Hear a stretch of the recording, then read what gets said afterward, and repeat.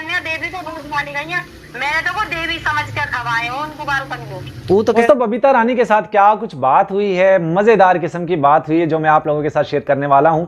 और साथ ही साथ आप लोगों को बता दूं, बबीता रानी हो, पपीता और इसका हस्बैंड हो बाबू राव हो, और नित्रपाल हो, उसका बेटा हो, सीमा हो, इन सब के साथ मेरी जो भी गुफ्तगू है, बातचीत है, वो मैंने रिकॉर्ड करके रखी हुई है। आहिस्ता आहिस्ता मैं उनको चला रहा हूँ, आप लोगों को सुनवा देता हूँ।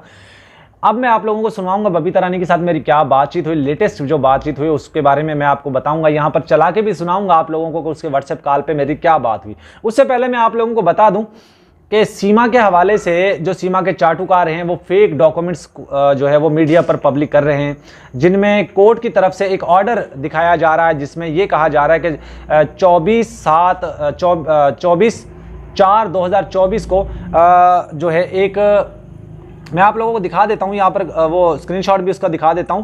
यहाँ पर दोस्तों एक कोर्ट की तरफ से एक स्टेटमेंट आया है जो कि फेक है, टोटली फेक है। उसके बारे में मैं आप लोगों को बता देता हूँ किसने बनाया। ये लोग वही हैं जो सीमा को वहाँ रखना चाहते हैं, ये वही लोग हैं जो मतलब अब इन लोगों के लिए मैं क्या कहूँ। पहले आप ये पोस्ट पढ़ लीजिए, फिर मैं आप लोगों को सुनवाता हूँ। देखिए यहाँ पर ये पोस्ट पढ़िए, 3 ज़ुबान के अंदर इस पोस्ट को लिखा गया है, हिंदी में, इंग्लिश में और उर्दू में भी। तो ये किसने किया है मैं नहीं बताऊंगा, क्योंकि मैं ऐसे लोगों की सपोर्ट नहीं कर सकता, मैं ऐसे लोगों की यहाँ तशहीर नहीं कर सकता, ऐसे लोगों को प्रमोट नहीं कर सकता। ये हिंदुस्तान के कुछ नासूर हैं, कुछ गद्दार हैं जो सीमा के लिए इतने आगे निकल चुके हैं कि अपने ही मुल्क के कानून की धज्जियां उड़ा रहे हैं, अपने ही मुल्क के कोर्ट कचहरियों को झूठा करार दे रहे हैं और खुश हो रहे हैं कि पाकिस्तानी महिला को हिंदुस्तान के कोर्ट ने ये मान लिया कि वो अब हिंदुस्तान की बहू बन चुकी है। भाई मैं ये कहना चाहता हूँ दोस्तों, इसमें पढ़िएगा, हिंदी तो मुझे नहीं आती, इंग्लिश में पढ़ सकता हूँ या उर्दू पढ़ सकता हूँ। तो ये देखिए यहाँ पे 3 ज़ुबान के अंदर इसकी ट्रांसलेट की हुई है, लिखा हुआ जी, आज एक बड़ी खुशखबरी है कि, मतलब खुशखबरी किसके लिए है? सीमा के चाटुकारों के लिए। खुशखबरी किसके लिए है? सीमा के लिए। जो सीमा के विरोध में हैं उन लोगों के लिए कोई खुशखबरी नहीं है ये। अच्छा, इन लोगों ने अपने ही मुंह से अपने ही मुंह मियाँ मिट्ठू बन रहे हैं। तो लिखा जी, आज एक बड़ी खुशखबरी है कि मोमिन मलक साहब ने जो सीमा हैदर का कोर्ट में केस डाला था, उसके शादी को, लप्पू के से शादी को लेकर, जाली शादी को, नकली शादी को, डुप्लीकेट शादी को के नाम पर जो मुकदमा दायर किया था कि कहाँ था, कि उसमें जिसमें वो मौक़िफ़ अपनाया था मोमिन मलिक जी ने कि अब भी सीमा जो है अभी भी गुलाम हैदर की वाइफ है, और 100% है भी। देखिए आज तक उसके पास जो भी डॉक्यूमेंट्स हैं, पाकिस्तान का पासपोर्ट है, उसके पास आधार कार्ड है, उसके पास बच्चों का बे सर्टिफिकेट है, बे फार्म है, या उसके पास जो भी डॉक्यूमेंट्स हैं उनमें सब में सीमा गुलाम हैदर उसका नाम है। अभी तक कहीं भी सैचन मीना नहीं है। तो उसके बारे में ये लोग अपने ही कानून की धज्जियां उड़ा रहे हैं, अपने ही कानून को झूठा करार दे रहे हैं कि हमारा दोगला कानून है, हमारे कानून की आंखों पे पट्टी बंधी हुई है, हमारा कानून नपुंसक है, कि ऐसे लोगों को मतलब मान भी लेता। अब देखिए इन्होंने क्या लिखा है जी, कि गुलाम हैदर के जो मोमिन मलिक जी ने डाला था कि इनकी शादी वैलिड नहीं है, गुलाम हैदर सीमा अभी तक सीमा गुलाम हैदर है।